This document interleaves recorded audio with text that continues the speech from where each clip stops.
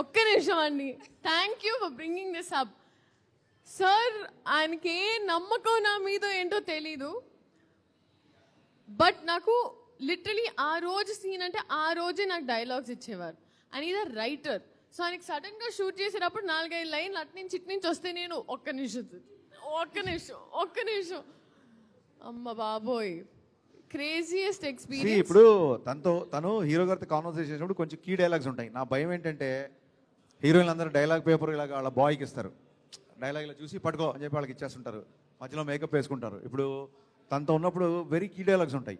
ఇప్పుడు ఆస్తులు అందరూ సంపాదించుకుంటారు, ఆశీర్వాదాలు కొందరైపోతారు. ఆ డైలాగ్ లీక్ అయిపోద్దేమో నా భయం, లేకపోతే పేపర్ ఇచ్చేస్తే ఇంకేదైనా లీక్ అయిపోద్దేమో భయం. ఎందుకంటే కళ్యాణ్ గారి సినిమా అనేసరికి ప్రతి ఒక్కడు చదివేస్తారు సీన్ పేపర్.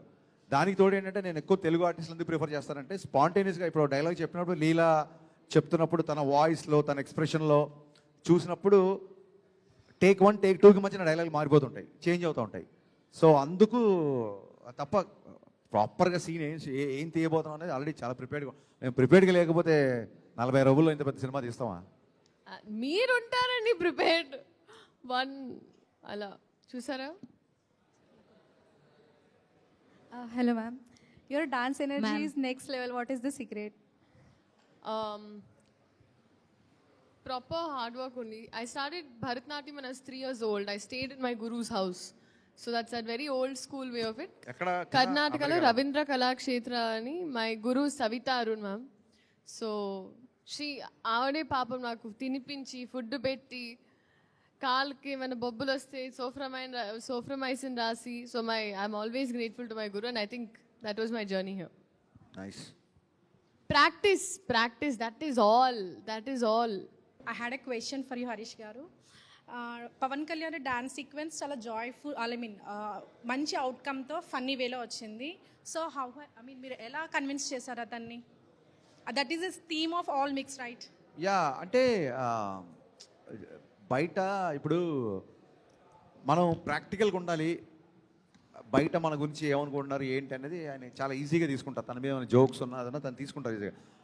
డ్యాన్స్ అనగానే కళ్యాణ్ గారు చాలా పాటలు నడుచుకుంటూ వెళ్తారు అనేది చాలామంది బయట మాడుకుంటారు. సో దాని మీదే ఒక పని చేద్దాం. ఎందుకంటే పాటలు ఎక్స్ట్రా 2 పాటలు ఎక్స్ట్రా డ్యాన్స్ చేశారు కాబట్టి now we have the privilege of making little fun of that అని. అండ్ అందులో కూడా నాట్ సాంగ్ కుర్చీ మడతపెట్టి ఎందుకు తీసుకున్నామంటే హై ఆక్టేన్ సాంగ్స్, అంటే ఎక్కువ డ్యాన్స్ నెంబర్స్కి నడిస్తేనే ఫన్ వస్తుంది. సో అందుకు ఆ సాంగ్స్ తీసుకున్నాము. అందులో ఉన్న ప్రతి డైలాగ్ సార్ ఎంజాయ్ చేశారు. సో అందుకే ఎపిసోడ్ అంత బాగా పండింది. అందులోంచి వచ్చిందే again this reaction actually. Yeah, thank you. Ma'am, I have got one more question for you. Yes. I believe you had great experience working with Pavan Garu and Sir. But what is the toughest part that you have dealt with working with Sir? Anything discipline-wise? We keep hearing from the actors, difficult to work with few directors or No, members. not at all. I feel Any like tough experience? directors who always know their craft are proper, like they're solid. And if you know your job well, you will never find it difficult because we're there only to shoot. So if you know what they expect, discipline, yes, because mark time constraint undi. 2, you have to be on time. That comes under time, whatever. Be sure of what you have to. Presence of mind. That's a bare minimum in any job that we do. So that's what my director expected, and I feel like he pushed me to bring out the best out of me. So I feel like that I told him on the last day that I want to work with him again and again. So That's wonderful to hear, ma'am. Thank you. So ఈ movie మొత్తం చూసినాక నాకు కానీ మా ఫ్రెండ్స్కి కానీ ఫ్యామిలీకి కానీ అందరికీ అనిపించింది ఒకటే క్వశ్చన్, ఈ స్టోరీ ఓన్లీ పవన్ కళ్యాణ్ గారికి మాత్రమే సెట్ అయ్యేలాగా ఉంది. సో మీరు స్టోరీ రాసేటప్పుడే పవన్ కళ్యాణ్ ఫిక్స్ చేసుకుని రాసారా, లేకపోతే ఆఫ్టర్ పవన్ కళ్యాణ్ సెట్ చేసుకున్నాక సీన్స్ చేంజ్ చేశారా? లేదండి, అంటే ఓన్లీ పవన్ కళ్యాణ్ గారికి మాత్రమే అని కాదు, పవన్ కళ్యాణ్ గారికి సూట్ అయ్యేలాగా అంటే ఆయన బాడీ లాంగ్వేజ్లో సీన్స్ డైరెక్షన్ అలా ఉంటుంది. బట్ స్టోరీ ఇప్పుడు మీరు ఇవాళ ఓన్లీ దాన్ని ఏమంటారు ఎక్స్క్లూజివ్గా ఒక ఉమెన్ టీంతో ఎందుకు మేము ఇంటర్వ్యూ చేస్తామంటే సెకండ్ హాఫ్లో వచ్చే లీలా క్యారెక్టర్ అవ్వచ్చు. ఒక చిన్న పల్లెటూరు నుంచి మదర్ ఫాదర్ లేకుండా ఓన్లీ తాతయ్య పెంపకంలో వచ్చి ఒక రేడియో జాకీగా పనిచేస్తూ చాలా ఆవిడ ప్రోగ్రామ్ పేరే సినిమాలో లీలా గలగల విత్ లీలా. సో అలా గలగలగలా మాట్లాడే అమ్మాయికి అంత పెయిన్ వచ్చినప్పుడు తనతో పాటు తన ఫ్రెండ్ తీసుకున్న సాక్రిఫైస్ తన ప్లేస్లో, ఇవన్నీ ఓన్లీ పవన్ కళ్యాణ్ గారి గురించి కాదు కదా, ఇట్స్ అ స్ట్రాంగ్ స్టోరీ అండి. బిగినింగ్ నుంచి ఒక కేఎస్ రవికుమార్ గారి క్యారెక్టర్ తీసుకుంటే వెరీ ఐడిస్టిక్ క్యారెక్టర్, మ్యారేజ్ చేసుకోకుండా కిడ్స్ లేకుండా ఓన్లీ అండర్ ప్రివిలేజ్డ్ ఎంపవర్మెంట్ గురించి ఉండే ఒక క్యారెక్టర్. అలాగే కళ్యాణ్ గారి క్యారెక్టర్ చాలా స్ట్రాంగ్ క్యారెక్టర్. అలాగే గౌతమి గారు ఎవరు లేకున్నా సరే ఒక పిల్లోడితో పాటు అలా ట్రావెల్ అయిపోయి ఒక మదర్గా ఉన్న క్యారెక్టర్. లీల గారి క్యారెక్టర్, వాళ్ళ ఫ్రెండ్ క్యారెక్టర్, పల్లవి క్యారెక్టర్. సో ఎలా ఉంటుందంటే ఐ మీన్ స్క్రిప్ట్ పరంగా కూడా మార్కెట్స్ పెరుగుతున్నాయి, రీజన్స్ పెరుగుతున్నాయి కాబట్టి ఓన్లీ ఫ్యాన్స్ కోసం అని కాకుండా ఫుల్ ఫ్లెడ్జ్డ్ రాసిన ఒక పవర్ఫుల్ డ్రామా. అందుకే లేడీస్ ఫ్యామిలీస్ ఎక్కువ చూస్తున్నారు cinema actually. Yeah. Okay. Which scene excites more you to work with Pawan Kalyan garu? I really liked our interviewing scene. I felt like that was very sweet. చాలా scenes ఉన్నాయండి actually, నాకు ప్రతి scene enjoy చేశాను నేనైతే. But one scene that I think that made me cry was ఒక phone counter scene.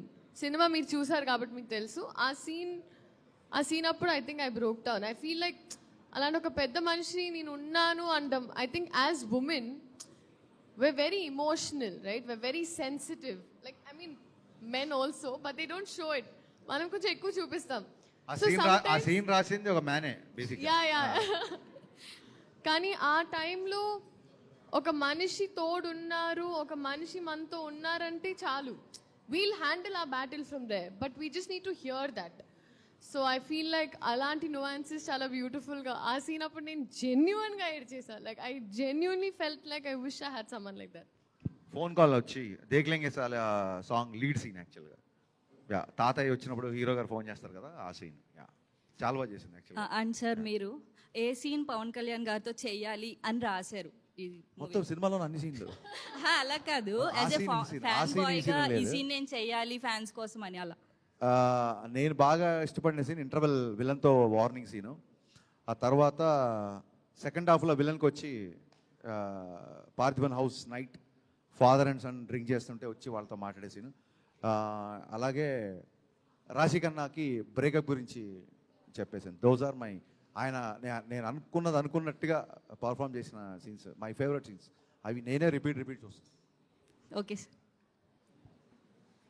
Hi sir, this time my question is for you sir. Pavan Kalyan గారు వచ్చి నుంచుంటేనే మాకు చాలు, స్క్రీన్ ప్రెసెన్సే మాకు చాలు, but dialogues from him are more effective. మీరు పర్టికులర్గా అంటే mass dialogues we have many from you with him. పర్టికులర్గా అమ్మ చేతి వంట అమృతం, నాన్న చేతి వంట నైవేద్యం, that particular dialogue, what was the thought process sir? అది ఆయన చేత చెప్పించాలి అనేది ఎలా అనిపించింది మీకు?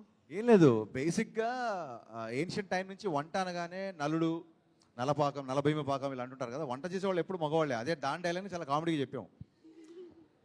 మగాడు పుట్టిందే వంట చేయడానికి, మధ్యలో మర్చిపోయాడు ఎదవా అని చెప్పేసింది అందుకే అనమాట, ఫన్నీగా ఉంటుందని. అండ్ మీరు చూడండి, ఫేమస్ రెస్టారెంట్కి వెళ్ళండి ఒకసారి, కిచెన్లోకి వెళ్ళండి, ఆల్ షెఫ్స్ ఆర్ మేల్. మేము అంటే వరల్డ్ క్లాస్ షెఫ్స్ మగవాళ్ళలో ఉన్నా సరే వంట అనగానే మీకే క్రెడిట్ ఇచ్చేసి మేము సైలెంట్గా బ్యాక్ స్టేజ్ తీసుకున్నాం. కాబట్టి యూ షుడ్ అప్రిషియేట్ మమ్మల్ని మీరు. అండ్ ఓన్లీ మాస్ డైలాగ్స్ కాదు ఈ సినిమాలో. రీసెంట్గా ఐఎమ్ బీయింగ్ సో, నేను ఎక్కువ ఈ మధ్య భగవద్గీత అది చదవడం మూలంగా బయట విన్నది భగవద్గీత, ఆ లైన్ గీసిన తర్వాత ఇది భగవద్గీత. అలాగే మనందరం గుర్తుపెట్టుకోవాల్సింది ఏంటంటే మన హైందవ ధర్మంలో యుద్ధం అనేది మన డిఎన్ఏలో ఉంది. యుద్ధం అంటే కేవలం ఆయుధం పట్టుకొని వెళ్ళడమే కాదు, అది సైకలాజికల్గా అవ్వచ్చు, ఒక భావజాలంతో అవ్వచ్చు, ఒక వాయిస్ వినిపించడం కూడా. ఇప్పుడు మీరు ఉమెన్ మీ తరఫు నుంచి ఒక వాయిస్ వినిపిస్తారు కదా, that's also comes in to the fight. యుద్ధం అనేది మన ధర్మంలో కొన్ని వేల సంవత్సరాల నుంచి ఉంది, మనం దాన్ని ఎప్పుడూ మర్చిపోకూడదు. సో అందుకే ఆ డైలాగ్ రాజా. భగవద్గీత యుద్ధం మధ్యలో చెప్పారు, కౌరవులకి పాండవులకి మధ్యలో చెప్పారు, కానీ యుద్ధాన్ని మధ్యలో వదిలేమని చెప్పలేదు. So that is the spirit. అంటే మీరు చూడండి, కృష్ణుడు ఒక సుదర్శన చక్రం పట్టుకుంటాడు, రాముడు ఒక విల్లు పట్టుకుంటాడు, మన భగవంతుల్లో ఆయుధం ఆంజనేయుడు గద పట్టుకుంటాడు. అంటే ఆయుధం పట్టుకొని దేవుడు లేడు మనకి. సో అధర్మం మీద యుద్ధం చేయాలి అనేది మీరో నేనో లేదా మేము స్లో మోషన్లో తీసే హీరోలు చెప్పింది కాదు. It's in our DNA, it's in our tradition, it's in our culture. So, my dear woman, don't ever forget to fight for whatever you deserve, actually. Thank you, sir. Thank you. Most funniest person ఎవరికి ఇస్తారు మీరు షూటింగ్లో?